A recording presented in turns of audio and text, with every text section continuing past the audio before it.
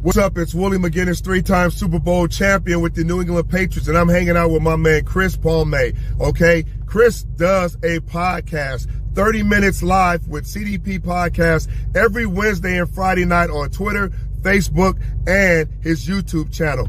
Make sure everybody tunes in, okay, to my man Chris Palme's podcast. Again, it's every Wednesday and Friday night on Twitter, Facebook, and YouTube. Make sure you guys check him out. Welcome to Live with CDP podcast on this Wednesday, January 12th, 2022, season 2, episode 48 of Live with CDP podcast. And I'm looking forward to my podcast tonight with my guest, Reece Doumani, media relations manager, play-by-play for the IBL's Brantford Red Sox, and he's also a host of a podcast called Full Count Major League Podcast, and also the OHL in 60 podcasts as well. And he also does some radio work for the Niagara Ice Dogs of the OHL as well. So if you guys can just give me a minute, I will bring on Reece, and I look forward to speaking to him tonight about his career in broadcasting, some IBL baseball, the return of it this year, and also the OHL as well. So just give me one moment, guys, and we'll bring on Reece. Hey, good evening, Reece. How you doing, buddy? I'm good, Chris. How are you? Good, good. Thanks for coming on tonight. I'm excited to be here. So, anyways, yeah, like I said, you must be so happy having the IBL return this year, and then the OHL has been back. But the last couple of weeks, it's been pretty hard with the Ontario Hockey League with all the postponed games as well.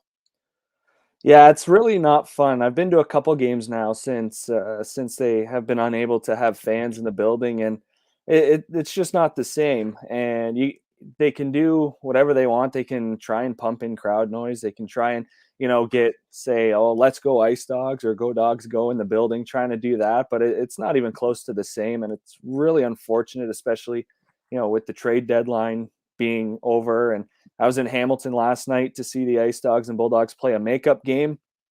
Well, Mason McTavish was making his Hamilton Bulldogs debut, and he had an absolute snipe for his first as a Bulldog, and nobody was in the building to see it unless you were media or scouts, which was really too bad. I really hope we can get it back, but it really sucks not having fans in buildings right now.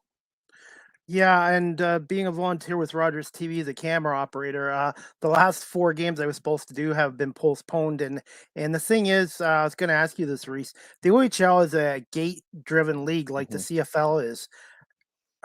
Is the government giving them assistance for these weeks that they can't have fans? Because I just like the NHL and the pro sports obviously have big TV contracts, and they can do this without fans, but is it really feasible financially for the OHL to do this for even 2 or 3 weeks with no fans? Yeah, well, and that was the big question I discussed on the podcast with my co-host Colin Ward is, can you keep doing this? And obviously arena staff won't be there for the concessions. You're not going to have every person in the building who usually would get paid for working during the games.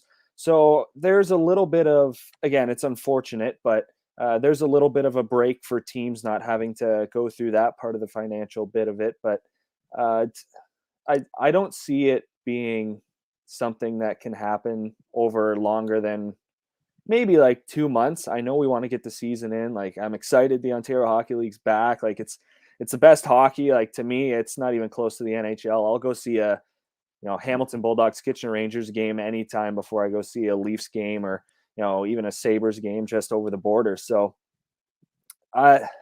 long term, I don't see it being sustainable. And you don't really get into the Ontario Hockey League as an owner to really make millions and become a millionaire, billionaire. Like that's not what happens. Like, I think most owners are thrilled if they can just make a little bit of profit, around the 50 to 100 grand mark, I think, or break even, depending on their situations, right? So for right now, to try and get games in, because there's been so many postponements, I think it is, but it's not make it long term. I think that's what the owners want to see, because honestly, if you're not wanting fans in the building, then you shouldn't even be in sports. Like, that's what sports is all about, right? You got to have those fans in the building. It makes it more intense, and just the atmosphere is a lot more fun. What I'm concerned about is some teams have already played a couple of games after Christmas, but the Guelph Storm have not played since December 18th. And it's hard on these kids too. These are teenage kids between 16 and 20. And the Storm now, they had all their 3 games this week postponed, and their next game I don't believe is until Sunday. And then they rescheduled a game against Flint next Tuesday as well. So I'm just crossing my fingers that they'll get to play at least Sunday's game. But it's just, I know these are young kids, but still they haven't played in a month, and some of the other teams have already played a couple games. So I don't know if that's great for the overall the competitiveness of the league. No, it isn't, and especially in the Guelph Storms, the position they're in, they're fighting with the London Knights, the Sioux Greyhounds. The Guelph Storm have a good team. They're going for an OHL championship this year, and it's the fact that they haven't been playing. Yeah, the games in hand will be nice, but they want to play games. Like this is their future. And in terms of say the OJHL, who's not even playing at all as a league. Watching the news the other day, there's a great piece saying, "Hey, like these are their careers. Like these guys go on to, whether it's higher level pro hockey, the ECHL, AHL, NHL, whether they head to Europe, whether they head to school, and that's really important when you think about the Ontario Hockey League, the scholarship program, right? A lot of players, as many guys that go to the NHL as they do out of the Ontario Hockey League." There's still a majority that go to the OUA or, anywhere else to play university hockey in Canada, right? So that part of the game, it's just, you're still developing as a person in the Ontario Hockey League. You're not just becoming a better hockey player, you're becoming a better person. You see all these teams, not much this year getting out in the community, unfortunately, but yeah, this is the kids' futures, right? From 16 years old to 20 years old. If you're part of an Ontario Hockey League team, you're way different than you were when you first started. So the Guelph Storm are in a very bad spot right now. Again, the games in hand help in terms of points in the standings, but yeah, they want to be playing for sure. I was gonna say, I asked somebody else this today too, and Larry Malott brought this up on Twitter too.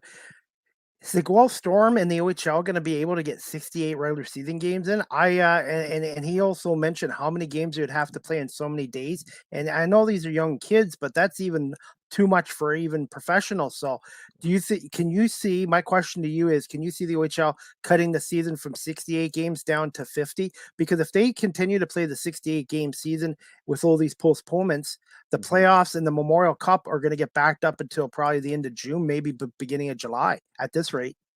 Yeah, well, and that's the worry, right? You never want to push the playoffs back. I think the OHL is very firm on, keeping the playoff dates where they are, keeping the Memorial Cup where it is. Obviously, that's a CHL call, and with the tournament being out east, the Ontario Hockey League doesn't have a whole lot of say in that matter. But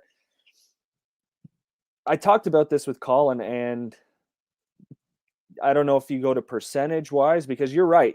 These guys can't play 5 games a week. As great a shape as they're in, they can't. I mean, in the NHL, they don't play 3 games in a row, and that's a regular occurrence here in the Ontario Hockey League. You have a 3-and-3, whether it's Thursday to Saturday or the Friday to Sunday. So, you can't get into a 4-game-in-a-row situation. I think that'd be a little much. The Ice Dogs this week, they played yesterday in Hamilton, and then they've got 3 in a row starting tomorrow at home. So that's a busy week, even for them. And there's gonna have to be a way to figure this out. Guelph Storm have to play hockey games. There's no way that they can cram all of these games into so little time. It's just we're getting to the middle of January now. Before you know it, it's going to be February, and who knows where the Guelph Storm will be then, right? So they need to get on the ice and start playing games, because I know the fans want to see them play, and the players, they want to be on the ice right now. I'm going to say this, and I might not be well liked for this from the league, but it might have been better for the competitive nature of the league just to pause the season for 2 weeks or even 3 weeks, and then try to get everyone back together at the same time, instead of certain teams playing and other teams can't play because of postponements. That's just my 2 cents on that. Yeah, no, that thought did cross my mind for sure, Chris. And I think that it goes to the fact that they didn't play all of last year. I don't think they wanted to go back to that. And as much as it would have helped, I agree. I think it would have been a pretty good idea to, take that break, extend the Christmas holiday, past New Year's, maybe come back first weekend in January, and then figure it out from there. Whether, of course, now they wouldn't have had fans in the building anyway, so it's not like that would have made a difference. But it wouldn't have been the worst idea in the world, I think. I was gonna say, and hopefully, maybe by the end of January, if we're lucky, they can have fans come back again. But my opinion is, I don't think when they do let them come back, hopefully by the end of January, hopefully, I think it'll probably be 50% again. So I don't think you're gonna see full capacity crowds in the OHL arenas until maybe the playoffs, possibly. Mm-hmm. No, I don't think it'll be 100% right away either. I think even if they start with 25% still a start. I think 25% in London, that's still what, 2,000, Mm-hmm. 2,500 people. Kitchener, you're getting roughly around 1,000 to 1,500, whereas you go to places like Owen Sound where it's even smaller. Peterborough, they have a decent sized building, but it's still not the biggest. So Yep. you're still looking at few hundred fans, maybe around 500-600 fans, which in an arena like the Bayshore and Owen Sound, that'll still do something for the team, and that'll still do something for the game, right? So it'll be gradual, but I'm hoping there's 100% by playoffs, because the OHL playoffs don't mean anything if we can't have sellout buildings. Definitely. And the thing is too, being a volunteer with Rogers, I lost over a year of Mm-hmm. experience with them. So I'm hoping my next game is supposedly January 22nd. So that's going to be another month. I haven't done any games. And the thing is, it's like, and we have a good crew here in Guelph on the Rogers TV for the Storm games. And it's really a fun experience. And I really miss being around the players and being around the crew and being at an arena again. So I'm hoping January 22nd, which is a Saturday night game against London, that game happens. And because I like to continue doing my camera work, because it's great experience with Rogers TV. Yeah, well, and what a game to come back to, Guelph and London. That'll be a pretty good one to be at. Yeah, I mean, I know where you're at, Chris. That's where I did my high school co-op, was Rogers here in Brantford.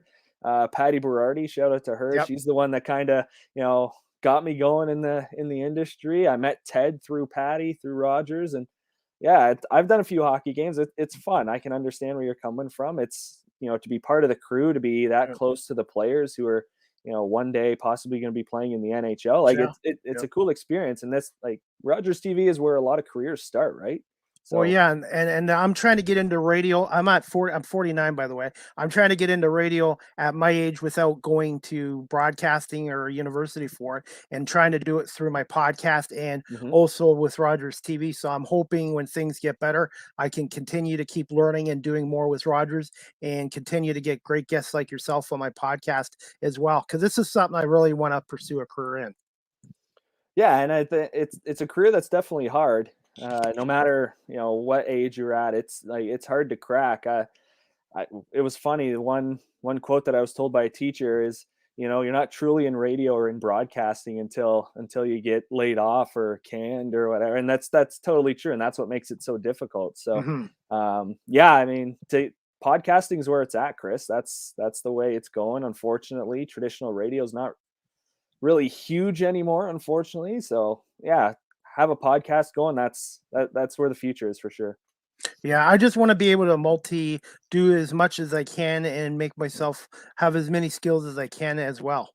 Yeah, well, and doing this and being around Rogers and doing the Guelph Storm game, there's people watching out there. Whether it's just someone watching on TV, or if it's the producer in the truck, right?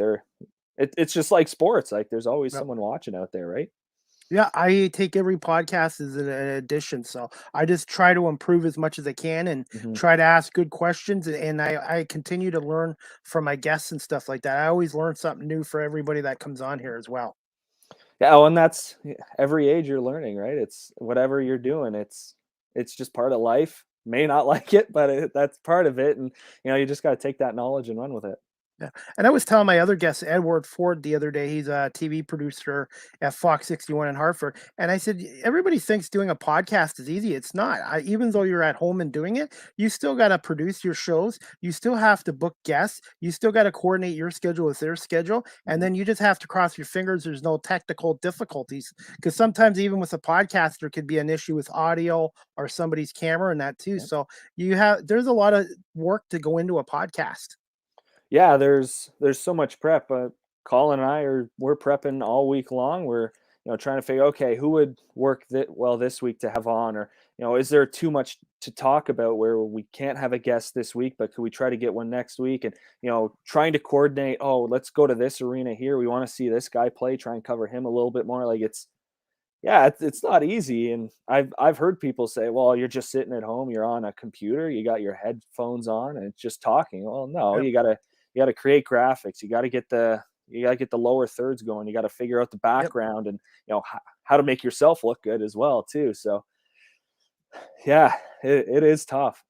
And I do between 2 and 5 a week. And the one week I did 5 podcasts, and I was like, wow, it's like, yeah. So ideally for me, I think 2 to 3 a week is perfect with me.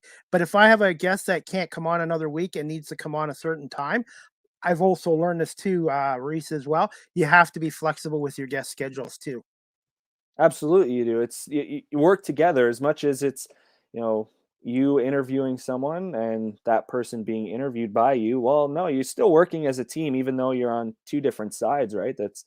Yep. It's a lot of work, and if you've never talked to the person before, well, you got to kind of feel them out once you get started, and then the rhythm will start to flow, right? But you're always constantly thinking and working throughout it. Yeah, and like I said, when I started this back in March 2020, it took about 4 or 5 months for me to start getting guests because I had to prove myself. And to be honest, the first couple months, I don't think it was very good at it. And it's just I kept plugging away, kept working at it, and then eventually I started getting guests on, and then some big name guests. I've been lucky, and that's all it is. And I just try to talk to my guests like I'm having a conversation with you at the arena.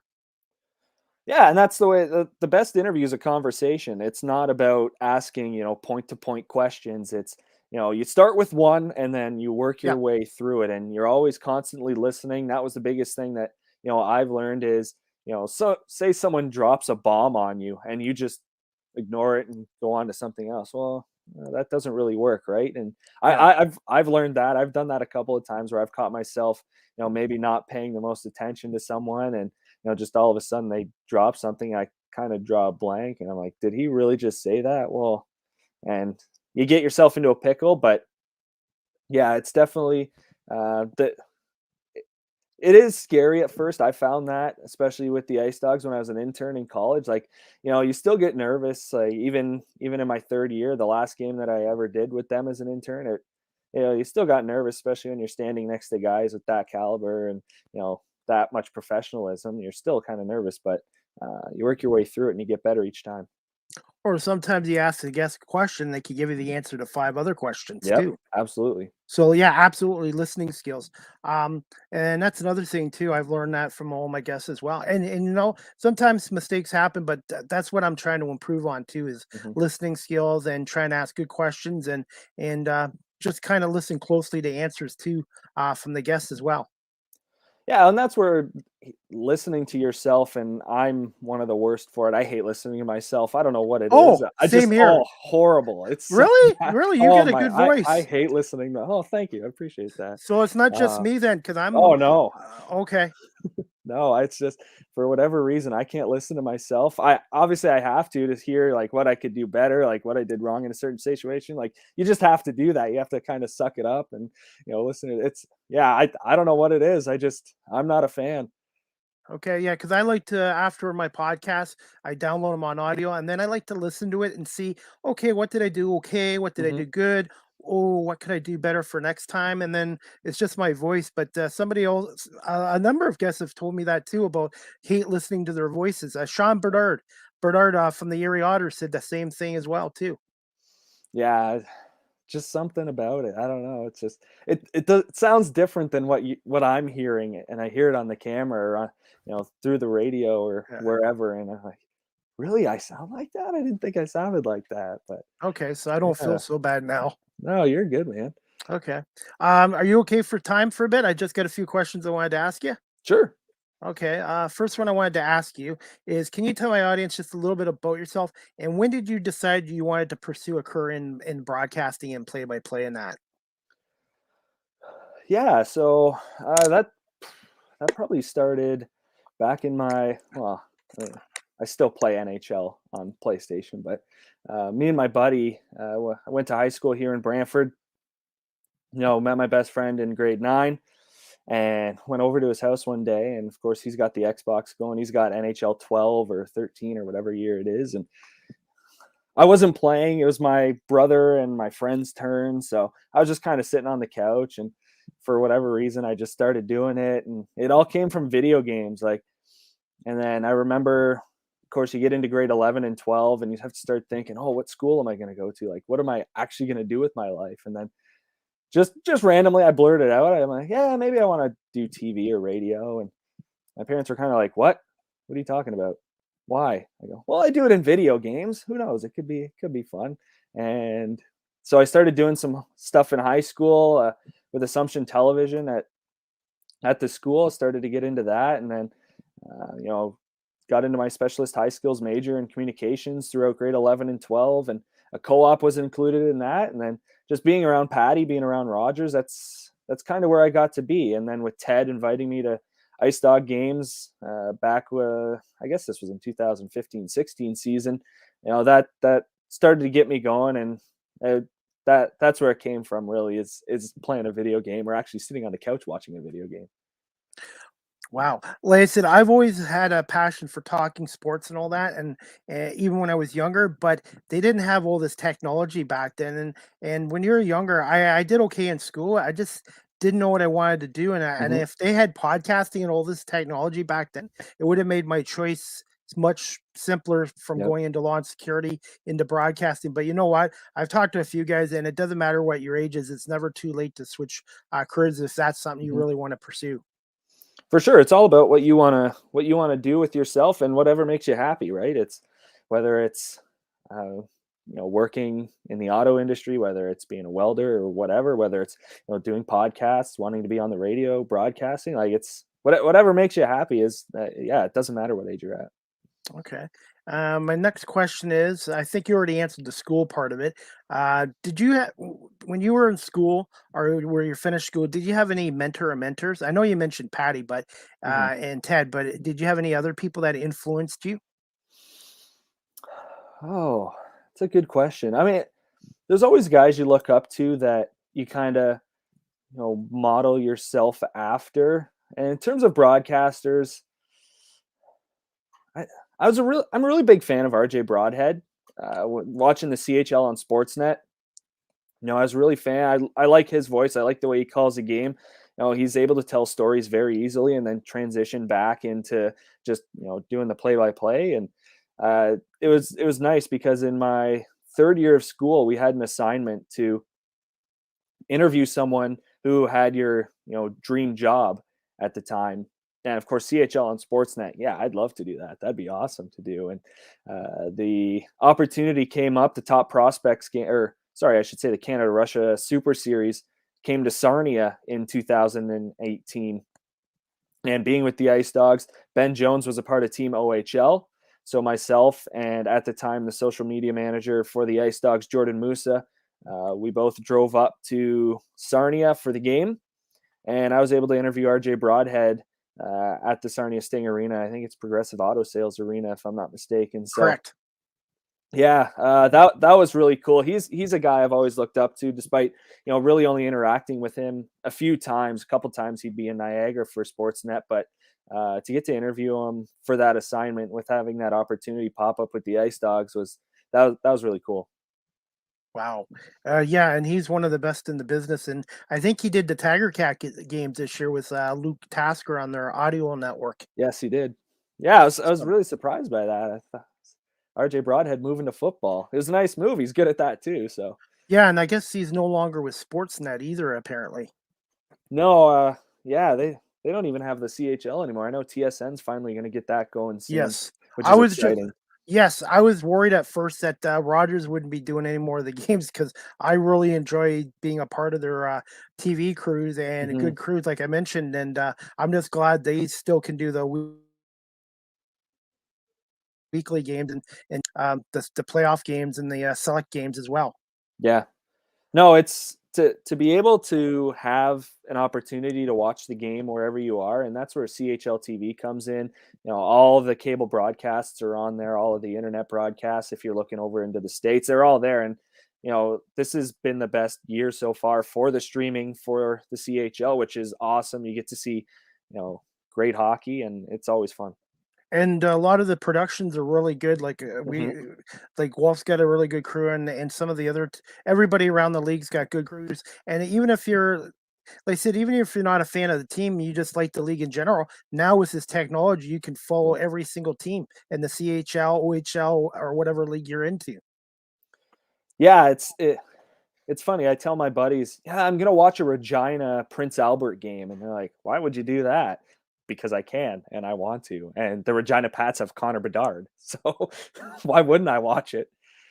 Definitely. Okay. And that leads to my next question as well. How important was doing volunteer work in internship? I don't know if you did any internships, but how important was doing volunteer work to your career, Reese? It was really important, especially late in high school and then into college. With being around Rogers, like you learn so much with just all the opportunities. Just being somewhere means that there's a chance that you do something that you've never done before, but you want to do it.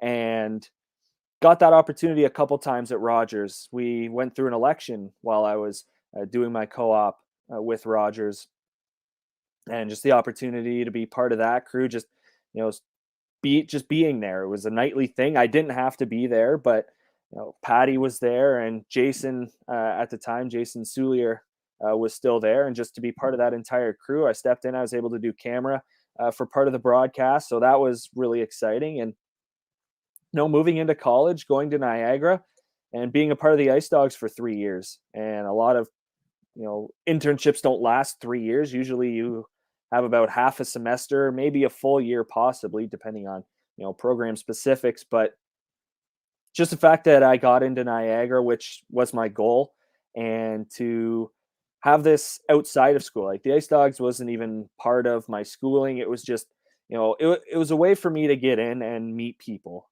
And my first year, obviously, a lot more nervous on most nights than others, just being, the new guy. I don't want to step on anyone's toes, don't want to be, in the way of anything. And just, like I said, just being at rinks, you meet so many people. Being a Detroit Red Wings fan, I met Chris Draper one game. At the time, the assistant general manager, Brandon Curry, he goes, "Hey, do you want to meet Chris Draper?" I go, "Yeah." And I talked with Chris Draper for 5 minutes. Just being there gives so many opportunities to get your name out there. And that's Yes. what you have to do in the industry, right? People have to know who you are. And you Just know you,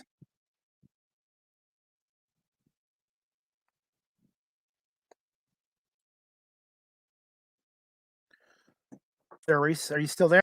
yeah, yeah, yeah. I lost you for a Okay, I second. apologize.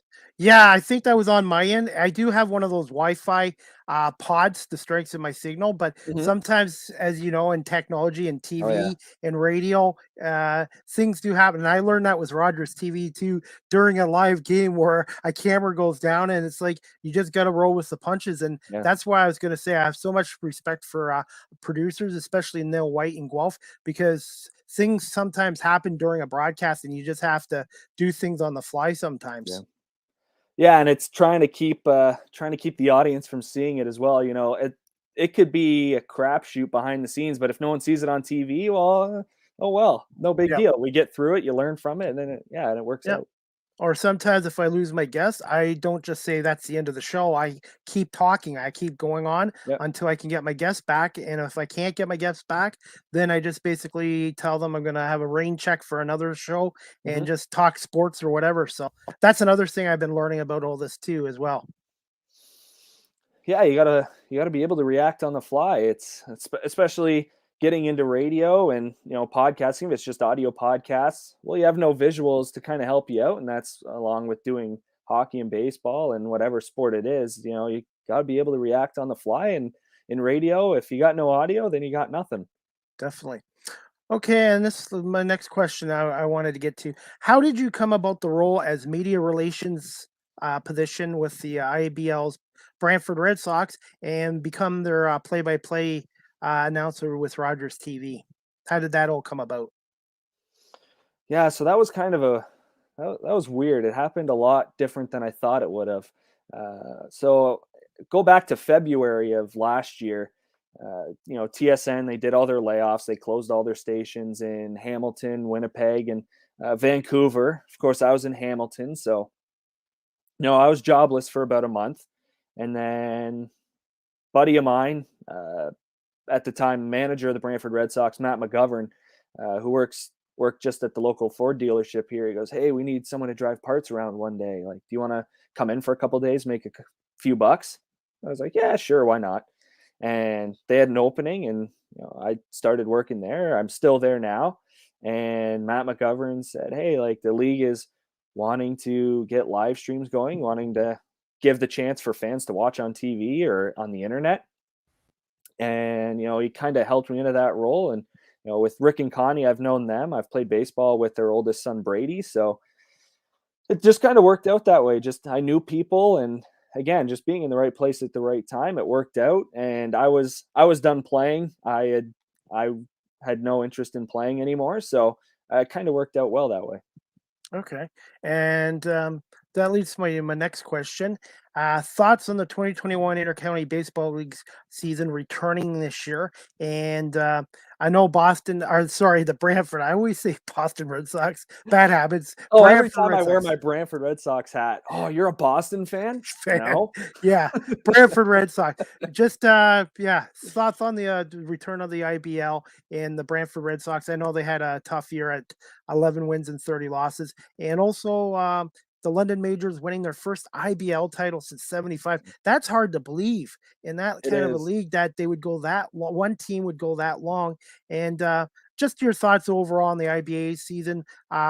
Brantford season and what you expect for them in 2022, and your thoughts quickly on the Majors winning their first title since '75. Yeah, it was really nice to get an IBL season in. It's so undervalued in my opinion.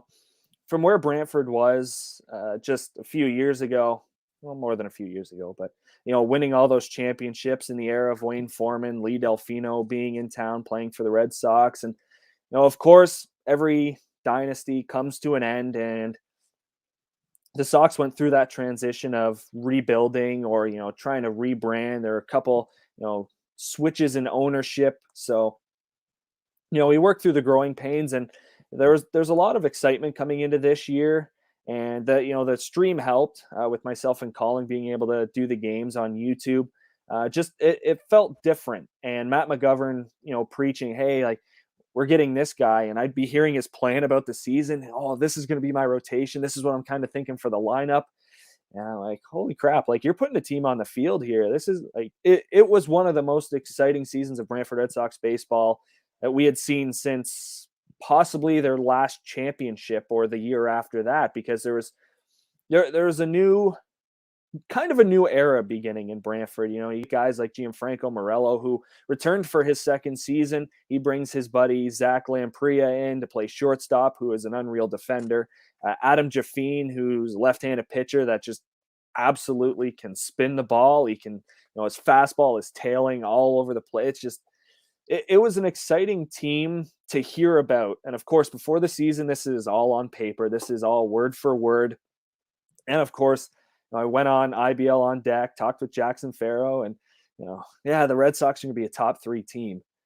And at the start, I was kind of biting those words because it wasn't the greatest start for the Red Sox, but they were a top 3 team in the IBL. They were knocked out by the London Majors in the second round, which you're okay with. The London Majors won the championship, and they were a good team. The London Majors were really good, but it was a successful season, getting to the semifinals, sweeping Kitchener in the first round. That was an accomplishment in itself. And if this group can stay together, they're going to be good for 2-3 years, which is really exciting here in Brantford to get that winning team back on the field.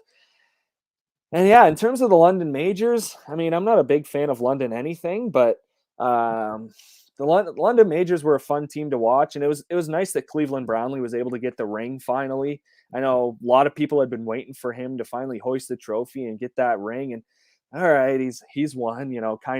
Kind of move off into the sunset, retire. Of course, that's not happening. He's coming back, which will cause problems for all the teams, the other 7 teams in the IBL. So, yeah, London was they were the best team all year, and there was no question that they were going to win. I knew it would have been a tough task for the Brantford Red Sox to overcome London in that second round. So, yeah, London was the best team all year. They had the best pitching. So it was just a matter of time before they won. Yeah, and hopefully the Guelph Royals can come back because they've been shut Yeah. down the last 2 years, and they're one of the oldest franchises in the league. And it would be nice to have an 8-team league again as well. And Mhm. hopefully things will go well with the 2022 IBL season and have all 8 teams. Now, do you eventually see the IBL expanding, or do you think for the next couple years they'll just keep it at 8-team league right now? Yeah, I think for the next couple years, it'll stay with 8 teams. Depending on where they want to go, travel might become an issue, especially with the pandemic right now. You know, they'll keep the 8 teams. There, not too many teams may be able to afford hotels for their clubs to stay a weekend because some places are tough. Especially when you get Barry having to come down to London or possibly going to Welland. It's a far trip, so I think it'll stay at 8 for the next couple years. I'd love to see the league expand. That would be awesome, whether it's, not even that far, whether I don't know if Burlington would ever come back, not sure what the situation or how that really ended there. Oshawa, they've got a ballpark there. Windsor's got a ballpark. Chatham has a park.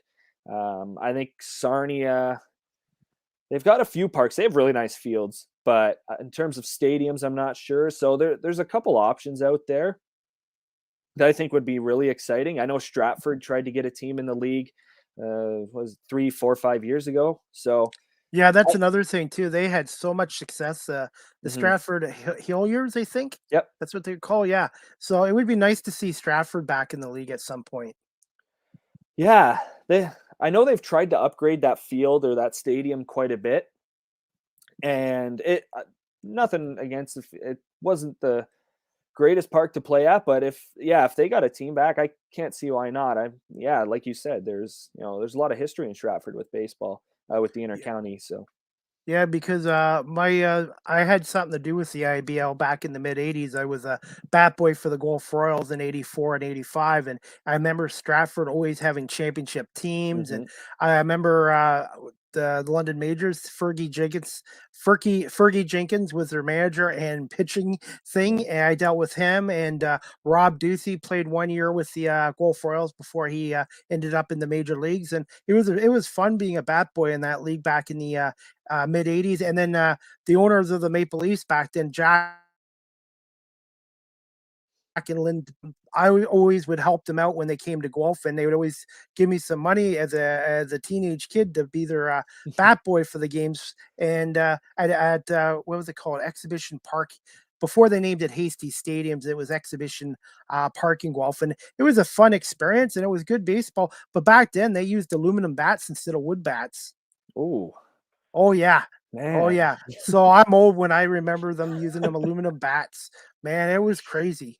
wow! I can't even imagine that now. Yeah. Like I still don't understand how they play college ball in the States with the BB core and the metal. Like, no, they're Yeah. strong enough. Give them wood. Like, I guess back in the '80s it was cheaper for them to have aluminum bats than to have mhm. wooden bats, but thankfully they over time they switched that back to wooden bats.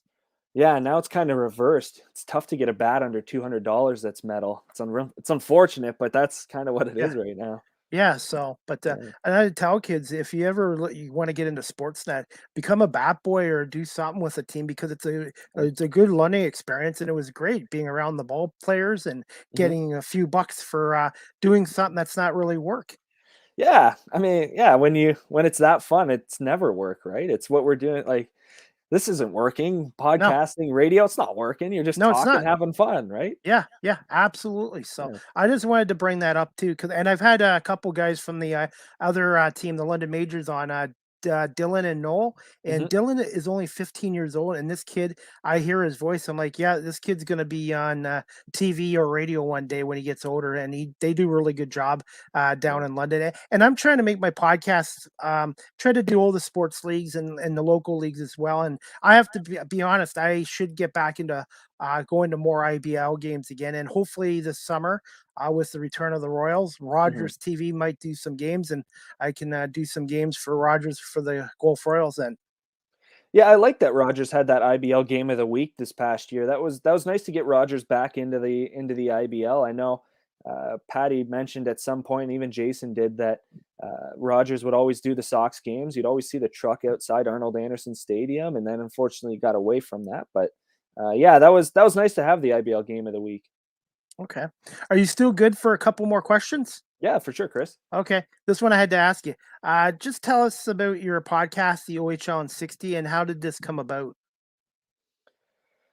So this started, I guess we just passed 2 years, December 17th, I think it was, 2 years. And back when I was still at TSN, we were looking for more content. That was, right after they had kind of gotten rid of that afternoon drive show with Taddy and Louie B. And, there were a bunch of changes at TSN. So really only had Marsh and Mello in the morning. And then throughout the week, you obviously had Leafs Raptors and then Overdrive in the afternoon. But, my boss, Mike Neighbors, came up to me. He's like, "Hey, if you ever have an idea for a show and I like it, and you have a plan put together, don't feel the need to keep it to yourself. Like, if it's good enough, we'll hear it. We'll hear the plan, and think about putting it on the air." And that's where I reached out to my buddy Colin, because I met him at my internship at TSN, and I knew he was a big OHL fan, big London Knights fan. So I thought, hey, he's been to the TSN studios. He kind of knows how it works.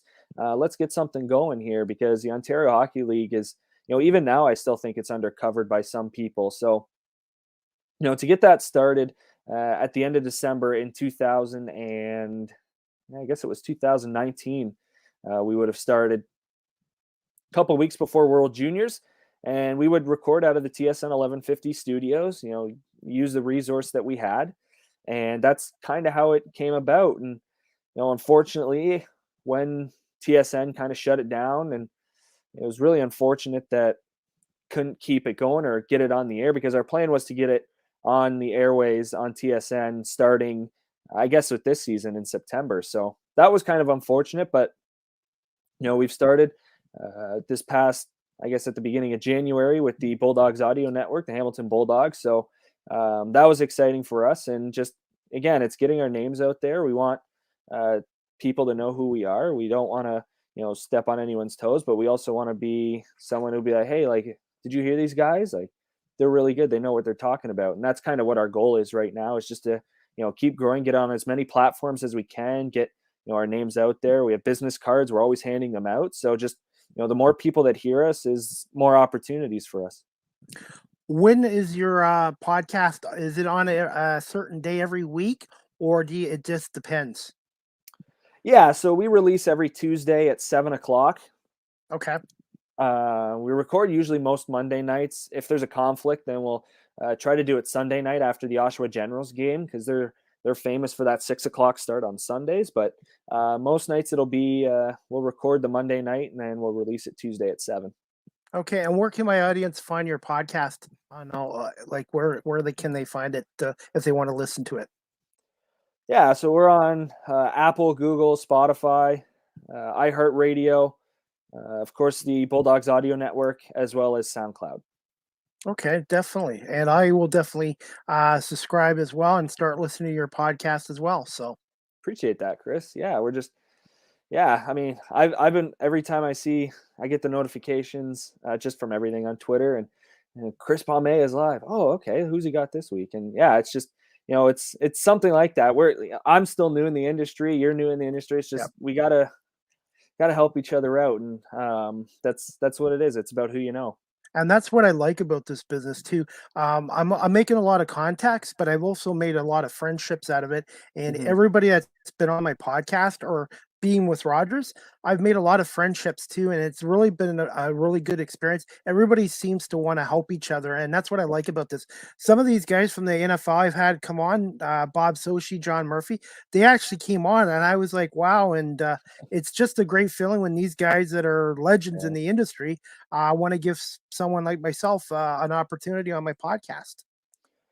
Yeah, and that's why this is awesome. It's I haven't met one person that's never given me the light of day, who has thought they were better than me, who thought they were better than everything that they were doing. It's just, yeah, it's like a club that we're a part Yes. of, and like it's so much fun when you meet all these people. You just you're able to connect so quickly because a lot about the exact same thing, and just it works out so well. Definitely. And also sometimes it's being at the right place at the right time, because how I got started with this podcast was kind of with the Guelph Nighthawks. I Hmm. ended up volunteering with them a couple years ago. They needed a camera operator. I had never done camera work in my life. They showed me, they actually paid me for it. And they said, if you're really interested in doing camera work, go volunteer with Rogers TV. And a guy named Steve Fay, who's with the Nighthawks and Rogers TV, referred me to Jordan at Rogers before he Hmm. left. He was a coordinator, and Jordan gave me an opportunity, got into Rogers, and then that's how I ended up starting my podcast, was going just doing something with the Guelph Nighthawks a couple years ago, and it led to Rogers, and then it led to my podcast. Yeah, you never know what's going to happen, right? There's usually sometimes there's a domino effect, and it just works out for the good. So yeah, like you said, you're in the right place at the right time. You were somewhere instead of doing something that maybe you weren't a huge fan of. You go to Guelph, do that, be a camera guy, and the opportunities will just keep following. Definitely. Just two questions, last questions I want to ask you, Reece. This one I had to ask you because we're not going to this year unless it's the OHL championship. But thoughts on the 21-22 OHL season right now, mainly in the Eastern Conference, and the current state of the Niagara Ice Dogs, and what other OHL teams in the East are there to look out for? And we've already talked about the COVID and the postponed game. Hmm. So if we could just the first part of the question.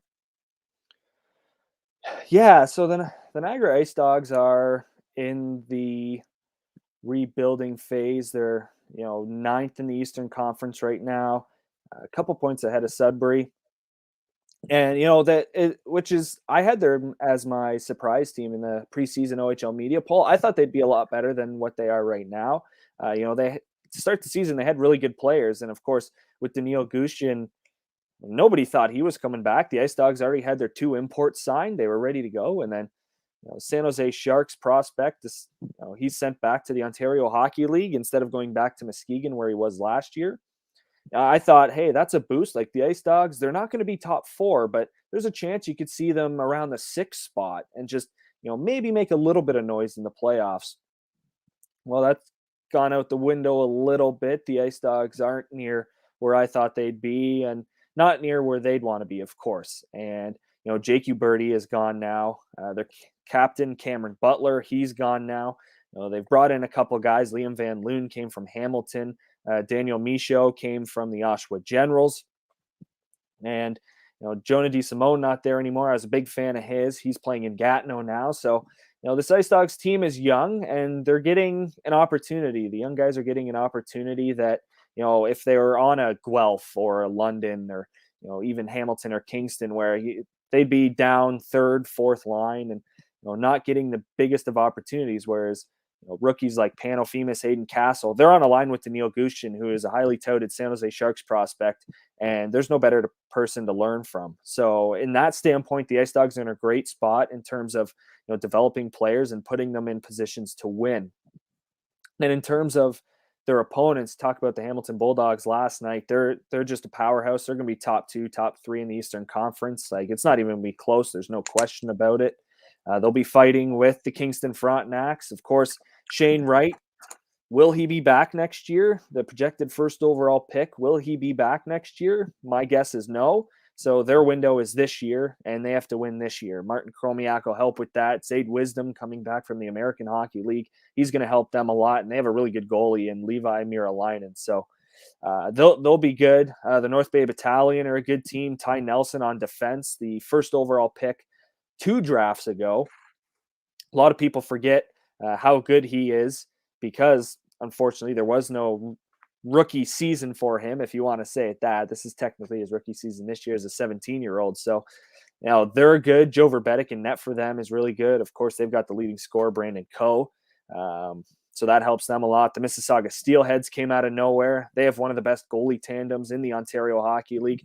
Roman Bazrin, Joe Ranger, they've been lights out all year long. So, they're good up front with James Hardy, Luca Del Belbaluz, and now Jake Uberti. They're a really good team in the East. So you look at those 4 teams, North Bay, Kingston, Hamilton, and Mississauga. Expect that to be the Eastern Conference semifinal because they're just on a completely different level compared to the rest of the conference. Okay, because I find the last 15 years it's all been London, Guelph, Owen Sound, Windsor. It would make the league better if the Eastern Conference was stronger. So that contenders in the Eastern Conference, because I think the last 15, 20 years, though, the Western Conference has kind of been the stronger conference. So it'd be nice to see a team come out of the East as well. I agree with that. Yeah, absolutely. And you talk about the Londons, how many championships they've won. The Windsor Spitfires, they've won 3 Memorial Cups in the last 10, 15 years, a couple OHL championships in there. And Guelph's won their championships too. So yeah, exactly. When you put a line with Tyler Bertuzzi, Robbie Fabry, and Pius Suter out there, of course, now with the Red Wings. Yeah, no, the Guelph Storm have had good teams. Of course, go back a few years ago when they won it all, made the trade with the Hamilton Bulldogs, getting Mackenzie Entwistle. Yeah, yes, of course, excellent trade. Nick Suzuki, Owen Sound. You're right. Yeah, it's been that Hamilton team in 2018 that was really the biggest dominant force. And wouldn't you know it, their big piece, Robert Thomas, came from the London Knights, a Western Conference team, right? So, but they had to give up a good player to get him, Connor McMichael. Yes, and I believe he's with the Capitals now, wasn't he? Drafted by them. He is, yeah. He's playing with them on a regular basis now, which is nice to see. I think he is maybe not regular basis, but he's getting an opportunity for sure. Yeah, no, at least it would just make the league stronger if the Eastern Conference. And from what you're telling me right now, you got at least four legitimate OHL contenders coming out of the Eastern Conference. Yeah, and I think the biggest thing that all those teams have in common is they have a good back end, and that's not just defense. That includes goaltending. In my opinion, the Hamilton Bulldogs don't have the strongest goaltending tandem. I think they're near the middle of the pack with Drobak and Costantini. Still very good goaltenders, both easily capable of carrying them throughout the playoffs, but that D-core isn't even fair. With Nathan Staios, get Grushnikov in there, the acquisition of Arbor Jacki, you got Jorian Donovan, they're good. I mean, North Bay, Joe Verbetic in net, Ty Nelson on D, they're really good. Mississauga, I named their goaltending tandem. They'll steal a playoff series just on their own. And then now with the Kingston Frontenacs, Miralainen in net, there's no chance that he doesn't start the rest of the season and in the playoffs. So, yeah, the East is very heavy on the back end in terms of goaltending and D. And it's definitely going to make it for an interesting OHL championship this year, because they got scouting reports, but they won't have had played each other twice a year. So it's going to be a very interesting OHL playoffs, and let's cross our fingers they can have a full playoff and a full championship this year too. Yeah, that'd be nice. That'd be really nice. Let's hand out to J. Ross Robertson again. Yeah, and the last team to win the OHL championship was the Guelph Storm in 2019. Technically, obviously, they haven't been able to defend it for a year and a half with the shutdown. But are they the longest OHL champion of all time? Based on days from that championship? Yeah. Oh, they're definitely up there. You think about teams who have even won it back to back. The Windsor Spitfires. You think back to those great teams with Taylor Hall, Adam Henrique, Philip Grubauer in net, but yeah, I think the Guelph Storm have it. I think they It's do. it's not the way they wanted to do it though. Oh I can no, tell you not at that. all. No, and I'll tell you this: George Burnett to me should be one of the coaches of the years because Mhm. the Storm obviously have a talented team, but they're also the youngest team in the OHL, and he's done a really good job with that team, and they're playing a good system. And I know Sasha Pashinoff, he was scoring all the goals for them early in the season, but the last few weeks before the shutdown, they were getting goals from their second, third, and fourth lines, and that's how you become successful in the OHL, having balanced scoring too. Yeah. Well, and George Burnett's system is just a lot better than a lot of teams. And that's what you have to have in the Ontario Hockey League. And I think back to the great team the Ice Dogs had in 2018, 2019. There really wasn't the system with all these superstars integrated together. You know, Jason Robertson, Jack Studnicka. You know, you could really see that they were very talented, don't get me wrong, but just the system they were in, it didn't work out too well in the playoffs. Whereas you look at George Burnett, you look at Dale Hunter, like every day they're outside of practice, they're in the coach's room. They're thinking, hey, like this is what we want to work on for this game. Like we have to take it one step at a time. And George Burnett's a perfect coach for that. And he has the experience and he knows what he's doing. And the Guelph Storm are competing for another OHL championship, and they technically be back-to-back champions if they ended up winning it again. So, Well, and the thing with him too is for George is stability. He brings mhm. stability to the organization, and that's what a lot of successful OHL teams have that with their coaching and their general managers. It's stability. For sure. And I think it works out well that you get the head coach and general manager being the same person. And that may cause some problems in terms of, maybe at the trade deadline, for instance, an example, Marty Williamson and Barry, he's on the coach, but if there's an intriguing trade offer, then he's kind of has to address that too. So, it's balance between the two positions. It's tough. I know I'd never be able to do it. So anyone who's got that position, man, like that's hard. Definitely. Okay, and this leads me to my last question, Reese. Any advice, not just for myself, but for those watching tonight or listening, looking to pursue a career in broadcasting? And where can my audience find you again on social media and your podcast as well? Yeah, I'll start with that because I'll forget at the end. So at Reece Doumani on Twitter, and of course at the OHL in 60 podcast on most of the main podcast platforms: Apple, Spotify, Google, Bulldogs Audio Network, of course, iHeartRadio, SoundCloud. We're all on there for you. In terms of advice, don't criticize yourself to the point that you don't want to be in the industry anymore. And I took that from my very first day at TSN for my internship. Mike Neighbors brought me into the Funny 820 studios just because it was open and free. And he said, okay, here's Burley, here's audition, write and edit a SportsCenter update. I'll be back in 15 or 20 minutes and I'll listen to it and kind of give you feedback and kind of see where you're at moving forward. So I go, 15, 20 minutes to record a SportsCenter update. I haven't even written yet. So I was able to get something together, and of course, never like hearing myself talk, but I listened to it and I was like, oh, like, will he like it? It's not that good. Like the writing could have been better. And then, you think you're not in a position where you think you want to be. And then boss comes in and said, hey, like, that's actually good. And you look at him thinking you're confused and it's like, really? Was it? And then, he thinks it's good. And then, leading up to that, I started doing the SportsCenter updates on the morning show every morning. So, never think you're as bad as you really are, because, it's more about what other people hear instead of what you hear, because, you can judge yourself until you fall into a hole and not want to do this again. But if someone likes you, if someone thinks you're a hard worker, if, they want you around, then, accept that. Don't say that, oh, really? I didn't think it was that good. Like accept that compliment. Don't get too hard on yourself. I was gonna say I can relate that sort of with Rogers TV. When I first joined up with them, the first night they put me on, I'm like, I didn't go to school for this, and I don't know what the hell I'm doing. And after the first night, I'm like, I don't think Neil and these guys are gonna want me back.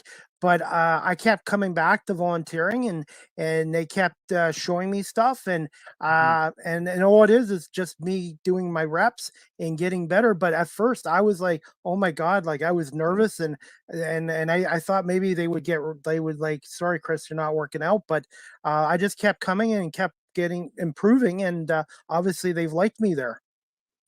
Yeah, it's about they want to see how much you're committed to it. Are you going to stick around and, try and get better? Are you just going to, kind of fold and not want to be there? And, if you think you're doing a bad job, well, then, uh, you know, will you want to stay with it? And it's people want to see that you want to be committed to something. I think that's really important is, and this is one of the biggest advices I can give too is, you know, early is on time, whereas if you're on time, you're late because there's a certain crew call. You're on the air at a certain time, and you have to be ready to go. And it's just be there and be interested. Don't be on your phone. Just be interested in what you're doing and care about what you're doing because people are going to see that and they one day down the road, hey, we've got an opening. You should apply for this. We really liked what you did. When you were volunteer, or when you were interning, or whatever it is. But yeah, just being around and being interested and being motivated to get better. Okay. I was going to say, Reese, thank you so much for coming on live with CDP podcast tonight. And hopefully we can have you back on again as a guest and maybe talk more about the IBL for 2022 and maybe some OHL playoffs if it's closer to the end of March, if that's possible. Yeah, that would be awesome, Chris. I'd love to come back on. And thanks for having me on. That was a lot of fun. And I'm definitely gonna give a listen to your podcast probably tonight. I'll give it a listen. The OHL and 60 on Apple Podcasts again. Yep, Okay, I'm gonna subscribe, so I'll do that once we're done here. But thanks again, Reese, for coming on, and we'll definitely keep in touch with you on social media. for sure. Thanks a lot, Chris. Thank you. Anyways, guys, I hope you enjoyed my podcast tonight with Reece Doumani with the Boston Red Sox, and he also does some work with the Niagara Ice Dogs on the radio as well. Anyways, guys, just give me 1 second, and I'm going to put up my next podcast. My next live with CDP podcast is going to be tomorrow, Thursday, January 14th at 3 p.m. January 13th, pardon me, January 13th at 3 p.m. Kevin Sylvester, a sports broadcaster, announcer for PGA Tour Radio, TV host for WGR in Buffalo, keynote speaker, and former TV host for the Buffalo Sabres and former radio personality on WGR 550 in Buffalo, will be on live with CDP to talk about his career in sports broadcasting on the radio side, the TV side, and maybe talk a little PGA golf and maybe a little bit of Sabres hockey and what his prediction is for the Bills Patriots game this Saturday night at Orchard Park. I believe the Bills are 4.5-point favorites over the New England Patriots, but we'll see what happens there. The Patriots have dominated the Bills since 2000. Belichick has a 38-6 lifetime record against Buffalo. Obviously, he's never faced the Bills in the playoffs. He's 19-3 lifetime at Highmark Stadium in Orchard Park. So, and they did win a game there in December just a few weeks ago. And this will be the Patriots and Bills third meetings in the last month and second in Orchard Park. They had one previous playoff meeting in 1963. The Patriots, back then they were called the Boston Patriots, that played their games at Fenway Park. They beat Buffalo 26-8 in an AFL meeting. So this is really their first National Football League playoff meeting on Saturday night at 8:15. I'm predicting the Patriots to win this game 24-17. Josh Allen is 3-2 in games with temperature 31 degrees or colder, and he's throwing, I think, 5 touchdown passes and 7 interceptions. And I just think it's hard to beat a team twice in a couple weeks, and you're going against Bill Belichick, who is one of the top coaches of all time in professional sports as well. Guys, just before we go, I'm just going to show a little clip of Reese's work on YouTube with the Brantford Red Sox. Just one moment. It's just a little clip of his work. Good evening and welcome to Arnold Anderson Stadium. We are finally live. Reece Doumani, along with Colin Ward, here with you, and are working very quickly. And he's been a very effective fountain. The fly ball to left field. That one is over the head of Renault. Fountain is into second base. Nobody covering at second. The ball's going to get away and go all the way to the fence along the right side. Fountain's going to take a turnaround third. Burns, and the bases are loaded with one out. Sox got to score here. This is the game. It is a must-score situation right now. Here's the 0-2 from Major.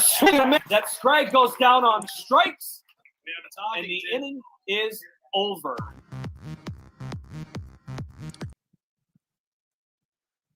Anyways, that clip, I just wanted to show you a little bit of his work as well. So again, you can check out his podcast, the OHL on 60, and it's on Apple Podcasts as well. And I will be doing that tonight. And you can follow Reece on Twitter at Reece Doumani. Right there, I have it on my scroll as well. And you can also check out the Inter-County Baseball League website. It's www.theibl.ca, and they'll have all 8 teams on there, and the Gulf Royals should be back in 2022 as well. And let's see, guys, just wanted to let you guys know, Live with CDP podcasts, the audio version is being listened to in 11 countries. Thank you so much, which is kind of cool. I never really thought I would be able to do that, but I appreciate it. And also, guys, the Live with CDP podcast, the audio version is always downloaded onto Google Podcasts, Anchor FM, Apple Podcasts, Breaker, Pocket Casts, Radio Public, Spotify, Castbox, and LinkedIn as well. And StreamYard is the official live stream provider of Live with CDP podcasts. And also, guys, you can follow me on TikTok at Live with CDP. That's at Live with CDP on TikTok. I do a lot of video content there for my podcast. And before we go, I'm just going to do some NFL predictions right here. And I already mentioned this about Josh Allen when at 31 degrees or colder in 5 games, 3-2 record, 50.3% completion rate, 166.6 yards passing, 6 TDs and 7 interceptions. And the game Saturday night in Buffalo is going to be around 0 degrees. So we'll see if that plays a factor in this game as well. And before we go, guys, I'm just going to put this on CDP's NFL wildcard picks. I got the Bengals over the Raiders 34-27, the Pats over the Bills 24-17, Steelers upset over the Chiefs 27-24, Cardinals over the Rams 31-30 in a shootout, Niners upset the Cowboys 24-21, and the Buccaneers unfortunately are going to beat the Eagles 31-17. I'm an Eagles fan. I want the Eagles to win, but you're going against Tom Brady, Rob Gronkowski, Mike Evans, and the Super Bowl champs in Tampa Bay. And the Eagles weren't even supposed to make the playoffs this year. I did myself and the Philly sports guy predict them to win 9 games, but not a lot of people thought they were going to make the playoffs. So this is Nick Sirianni's first playoff game as a head coach, and Jalen Hurts as a quarterback. So hopefully the Eagles can be the underdogs. The Eagles love being the underdogs, obviously. They beat Brady a couple years ago in Super Bowl 52. But I just feel Tampa Bay's just got a little too much firepower for Philadelphia. I hope I'm wrong. I really do. I'll eat a humble pie, but I see the Bucs winning this game 31-17. But if the Eagles can run the ball effectively like they have the last 2 months and control the clock and keep Brady and the Bucs offense off the field, I really feel the Eagles could upset the Bucs on Sunday. But right now, I would say 31-17 Bucs, but we'll see. You're going against Tom Brady, and like I said, it's going to be tough, but we'll see what happens. But we'll see. Philadelphia is a city of underdogs, so we'll see what happens there. But anyways, guys, that's it for my podcast tonight. Again, I just want to say thank you to my guest, Reece, for coming on here. I really appreciate talking to him about his career in broadcasting with Rogers TV and his involvement with the Brantford Red Sox and the Niagara Ice Dogs as well. Again, thanks, Reece, for coming on, and everybody watching this live on my YouTube channel. Please subscribe if you haven't on my YouTube channel. Thank you, everybody, for watching this on Facebook Live and Twitter, and later on my audio platforms as well.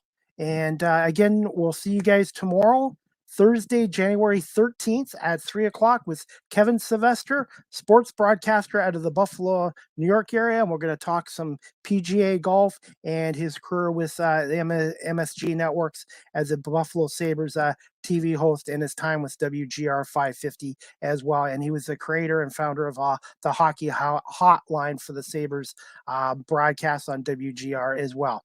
All right, guys. I hope everyone has a great night. And we'll see you guys tomorrow at 3 o'clock for another edition of Live with CDP podcast.